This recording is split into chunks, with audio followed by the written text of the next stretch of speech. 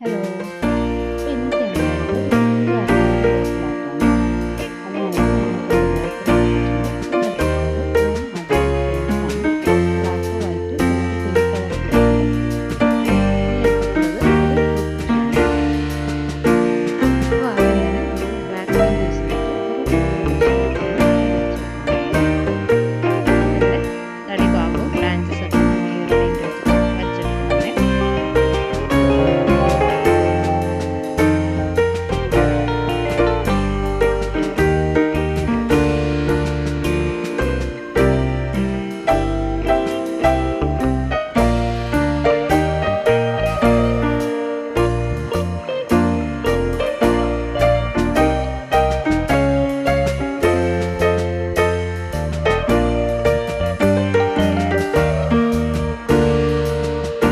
Dry ആവാനായിട്ട്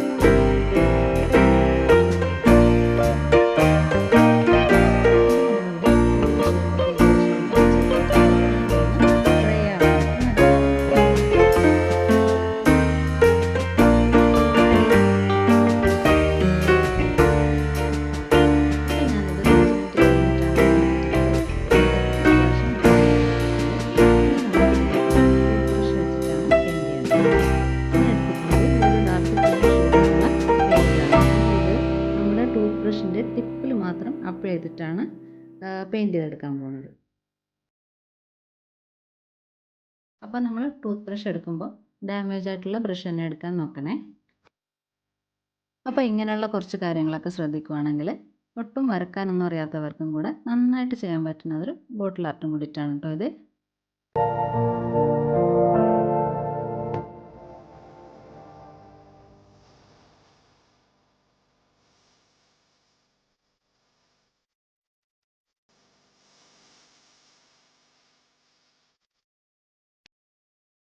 എല്ലാ ബ്രാഞ്ചസിൻ്റെ ടിപ്പൊക്കെ cover ചെയ്യുന്ന രീതിയിൽ തന്നെ നന്നായിട്ട് തന്നെ ഈ ഒരു പിങ്ക് ഷെയ്ഡ് അപ്ലൈ ചെയ്ത് കൊടുത്തിട്ടുണ്ട്. ഇനി നമ്മളിതിലേക്ക് എടുക്കുന്നത് വൈറ്റ് പെയിൻ്റ് ആണ്.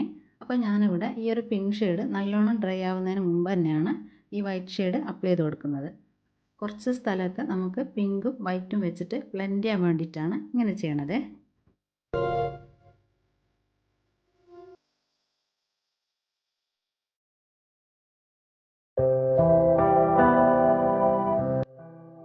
ഇതുപോലെ വൈറ്റ് വെച്ചിട്ട് ബ്ലെൻഡ് ചെയ്തെടുക്കുകയാണെങ്കിൽ നമുക്കൊരു ബേബി പിങ്കിൻ്റെ ഷെയ്ഡും കൂടെ കിട്ടുന്നുണ്ട്. അപ്പോൾ നമുക്ക് ഈ ഒരു ട്രീൻ്റെ ടോപ്പ് പാർട്ട് 3 ഷെയ്ഡിൽ ചെയ്തെടുക്കാം. അപ്പോൾ ഈ ഒരു രീതിയിൽ ചെയ്തെടുക്കുകയാണെങ്കിൽ നമ്മുടെ പെയിൻറ്റിങ് കുറച്ചും കൂടെ ഒരു റിയലിസ്റ്റിക് ആയിട്ട് ഫീൽ ചെയ്യും.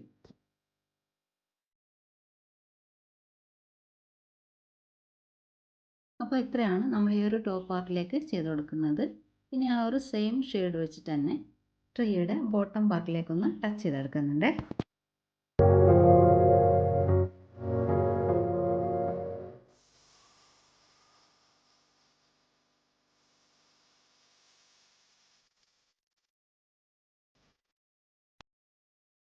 അപ്പോൾ ഇതാണ് നമ്മുടെ ഈ ഒരു വർക്കിൻ്റെ ഫൈനൽ ലുക്ക് വരുന്നത്. ഇഷ്ടപ്പെടുവാണെങ്കിൽ കമൻറ്റിലൊന്ന് മെൻഷൻ ചെയ്യണേ. ഇതുപോലുള്ള വീഡിയോസ് ഇഷ്ടമാണെങ്കിൽ ലൈക്കും സബ്സ്ക്രൈബും ചെയ്ത് ഒന്ന് സപ്പോർട്ട് ചെയ്യണേ. Thank you.